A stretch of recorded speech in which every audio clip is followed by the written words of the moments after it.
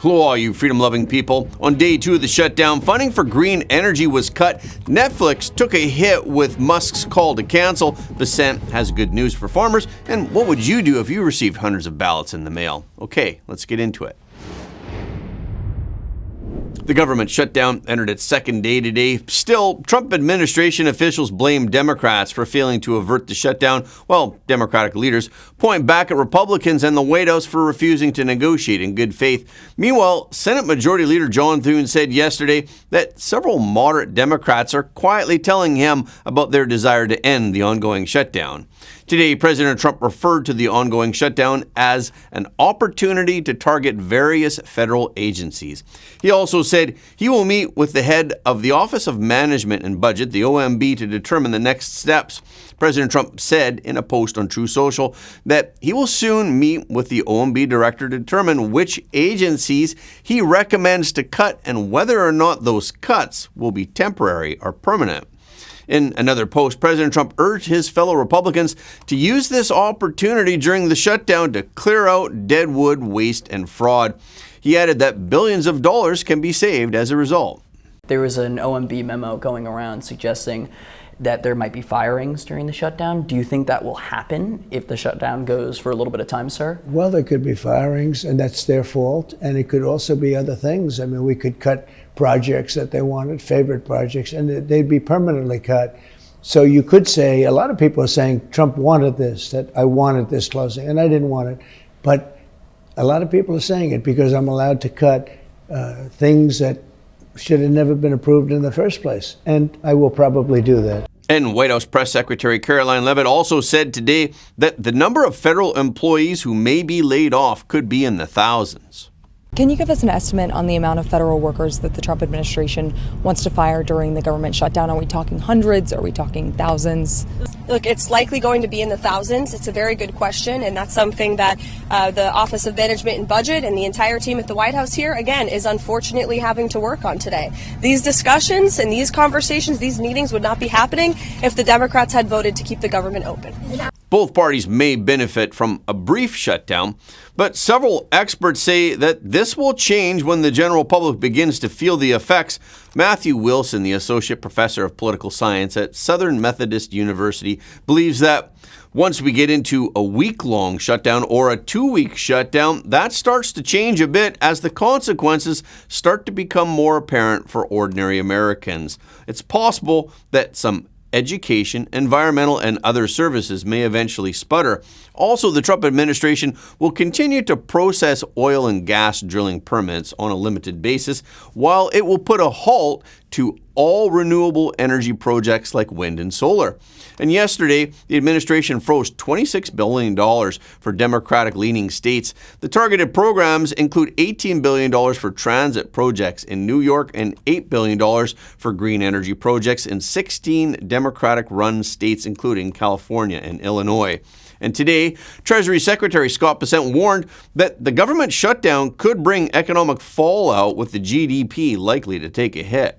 We were left with a mess. It was the largest deficit when we weren't in a recession, weren't at war, and we are fixing the deficit. And there could be a discussion, but this isn't the way to have a discussion. Shutting down the government and lowering the GDP. We have a 3.8% GDP, and the Democrats shut down the government. That we could see a hit to the GDP, a hit to growth, and a hit to working Americans. The Democrats want to negotiate,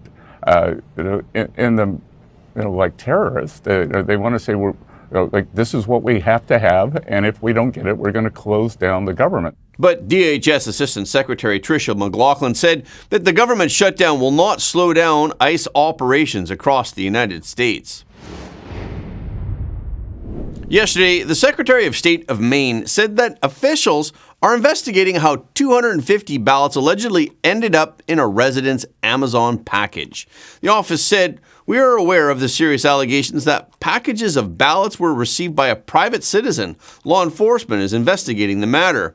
The package that was allegedly discovered on Tuesday came about a month before Maine voters will decide whether to implement voter ID for elections in their state. So what was in this package? A Newburgh resident allegedly found 5 packaged bundles of 50 ballots in her Amazon package of household items. The resident also said that the package looked beat up and retaped. The documents appeared to be authentic 2025 ballots.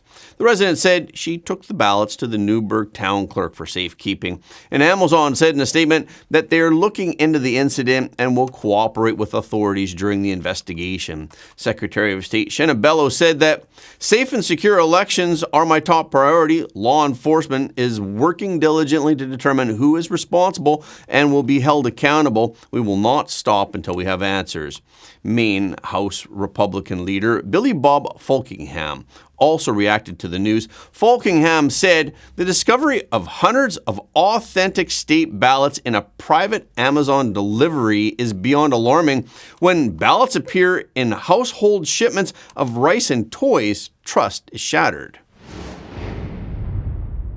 Yesterday, FBI Director Kash Patel said that the FBI cut ties with the Anti-Defamation League after many people criticized the league for including Turning Point USA in a glossary of extremism. The Anti-Defamation League, or the ADL, is a Jewish organization that tracks anti-Semitism. Patel wrote on X, "That era is over. This FBI won't partner with political fronts masquerading as watchdogs." In his statement, Patel called the ADL a group that ran disgraceful ops spying on Americans. He also accused James Comey of writing love letters to the ADL and embedding FBI agents in its ranks. During the 2017 ADL National Leadership Summit in Washington, D.C., Comey gave a speech and he expressed his love for the group, saying that the FBI was in love with the league. Comey said, "I sang your praises as an organization that fights for inclusivity and diversity, equity, and justice. An organization that works with us to fight hate crime and terrorism, to educate law enforcement, and to build bridges with underrepresented communities." Comey also said, "I labeled that last speech a love letter to the ADL. 3 years later, I can say from the perspective of the FBI, we're still in love with you." In response to Patel, the ADL published a statement on its website. The ADL wrote that the ADL has deep respect for the Federal Bureau of Investigation and law enforcement officers at all levels across the country who work tirelessly every single day to protect all Americans regardless of their ancestry, religion, ethnicity, faith, political affiliation, or any other point of difference.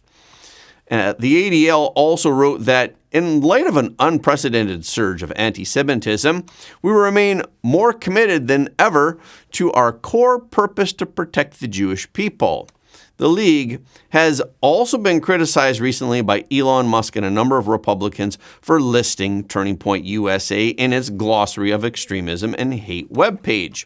Over the weekend, Elon Musk said that the ADL is a far-left hate propaganda machine. Following Musk, Representative Anna Paulina Luna said that the ADL included the Turning Point USA group in a glossary of extremism and hate on its webpage. Then, the ADL webpage that Luna referred to was deleted. Fox News reported that the ADL described Turning Point USA as being tied to a range of right-wing extremists and has generated support from anti-Muslim bigots, alt-right activists, and some corners of the white supremacist alt-right.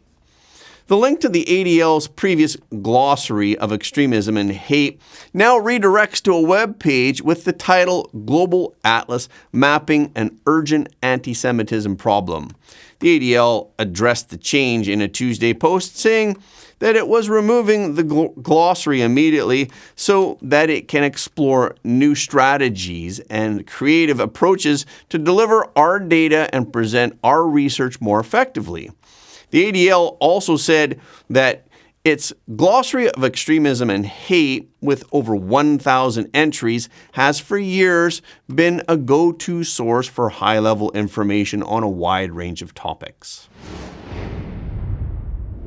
While the ADL faced pressure, Elon Musk also took on Netflix. He urged people to cancel their subscriptions after controversy erupted around one of Netflix's shows and its creator. Yesterday, Musk shared a post by Libs of TikTok and wrote, "Cancel Netflix." In the post from Libs of TikTok, there were screenshots of Netflix report in which Netflix said that it had increased the number of non-white directors and lead actors in its programs. Earlier on Tuesday, Musk reshared a post from another user who said that they canceled Netflix over its employing someone who celebrated the murder of Charlie Kirk and for making pro-trans content that was aimed at kids. Musk also wrote, "Same." The calls for canceling Netflix appear to stem from another screenshot that Libs of TikTok shared a few days ago. The screenshot showed a post that was made by Hamish Steele, who allegedly criticized British Prime Minister Keir Starmer's tweet in mourning Charlie Kirk's assassination. Steele is the creator of a Netflix animation called Dead End Paranormal Park.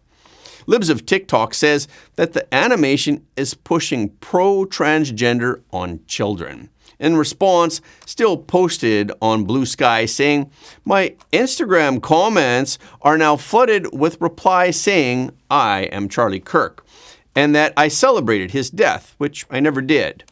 The descriptive text for Dead End Paranormal Park on the show's page reads, "This spooky but sweet series follows a diverse group of employees at a haunted theme park, complete with vengeful spirits, a talking pug, and LGBTQ+ love."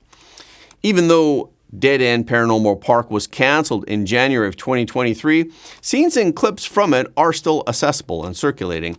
A clip from the animation is back in circulation that shows the main character coming out as trans to his friends, saying, "I've never been happier," and that it's vital to live your life without apology.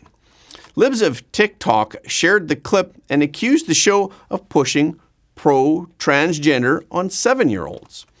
In response, Steele said, "It's all lies and slander. Netflix is not promoting the show at the moment."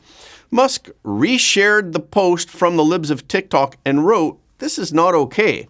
Musk later boosted another post saying, "Cancel Netflix for the health of your kids." Netflix shares were down 2.2% at $1,173.12, or about $15 billion as of yesterday afternoon.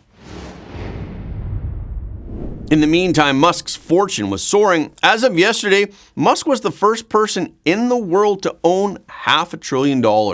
He is now $150 billion ahead of runner-up Larry Ellison and halfway there to becoming the world's first trillionaire. So how did this happen? Yesterday, shares of Tesla climbed nearly 4%.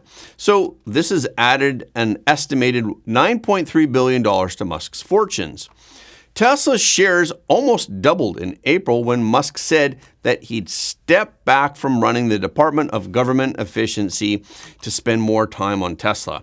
And now the value of Tesla stock is back near record levels within 10% of its peak in December. That means that Musk's 12% stake is now worth $191 billion. But it's not just Tesla that contributes to Musk's $500 billion fortune. SpaceX, which was valued at $400 billion in August, gave Musk a $168 billion stake. He also holds 53% stake in XAI Holdings, which was valued at $60 billion after merging XAI with X earlier this year. At his current pace, Musk could become the world's first trillionaire by March of 2023, when the first of 2 vesting dates for his $1 trillion Tesla pay package arrives. Yesterday, Walmart said that it will cut synthetic dyes like Red 3 and Orange Bee from all its store brands by January 2027. Kraft Heinz, Nestle, and Conagra have already agreed to stop using petroleum-based dyes. But Walmart went further and laid out a timeline to cut a wide range of additives, from meat preservatives to artificial sweeteners like advantame and neotame.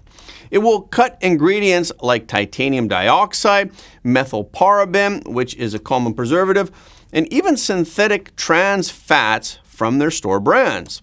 The plan is set to roll out over 14 months, which will begin with Walmart's biggest brand, Great Value. Shoppers will also see changes in market side, freshness guaranteed, and even a bit in their premium Better Goods products. The change will impact about 1,000 products, including salty snacks, baked goods, energy drinks, salad dressings, and frosting. So, how did it all start? A new Walmart survey showed that people wanted products made with simpler and more familiar ingredients. In response, Walmart said that it listened to its customers. Some of the ingredients that Walmart plans to remove are already banned, not widely used, or have not been used in food supply for decades. Earlier this year, the Department of Health and Human Services and the FDA banned Orange B and Red No. 2 after research linked them to higher hyperactivity rates in kids. Still, Brian Ronholm, the Director of Food Policy at Consumer Reports, called Walmart's move a sweeping declaration that answers what shoppers want. Ronholm added that it's a positive step for Walmart, especially considering the number of American homes that their brands touch. President Trump will attend the APEC summit in South Korea later this month, having previously stated that he would use the opportunity to meet with Chinese Communist Party leader Xi Jinping. So will he also take the chance to hold talks with North Korean leader Kim Jong-un? A White House official said on Tuesday that President Trump remains open to engage with Kim without any preconditions. And he emphasized that U.S. policy toward North Korea remains unchanged. The Korean Times wrote, since taking office in January, Trump has repeatedly hinted at reviving dialogue with Kim. But this marks the first time the White House has explicitly used the phrase without any preconditions. The wording suggests that denuclearization, long a sticking point in U.S.-North Korean diplomacy, may not be at the forefront of Trump's agenda, as he signals continued willingness to meet the North Korean leader. Professor Yang Moo-jin of the Graduate School of North Korean Studies at Seoul National University suggests the White House statement appears to reflect a more practical approach in bringing North Korea to the negotiating table and starting face-to-face dialogue, whatever the terms. Kim Jong-un recently declared that North Korea would never abandon its nuclear program unless the United States dropped its demands for denuclearization and recognized its status as a nuclear-armed state. He also said if the U.S. drops its hollow obsession with denuclearization, there's no reason for us not to sit down with the U.S. Given the unconventional diplomatic styles of both Trump and Kim, analysts say the possibility of a surprise encounter on the sidelines of the APEC meeting cannot be ruled out. President Trump also stated yesterday that he will meet with Xi Jinping at the APEC summit, where discussions will focus on the soybean issue. We discussed the seriousness of the soybean issue on Tuesday. Soybeans are a core item in the U.S.-China bilateral agricultural trade. China is the world's largest importer of soybeans. To avoid purchasing soybeans from the United States, the Chinese Communist Party has turned to South America for supplies. This has put downward pressure on soybean futures prices at the Chicago Board of Trade. In August this year, President Trump stated on Truth Social that he hopes China will quickly quadruple its orders for U.S. soybeans. And today, during an interview with CNBC, Treasury Secretary Scott Bessent said that the federal government would offer substantial support to American farmers regarding the soybean crisis. Well, there's plenty the president can do, and it's unfortunate that Chinese leadership has decided to use the American farmers, soybean farmers in particular, as a hostage or pawn in the trade negotiations. And American farmers overwhelmingly voted for President Trump, more than 90%. He loves the farmers, he loves them. We have a great Secretary of Agriculture, Brooke Rollins.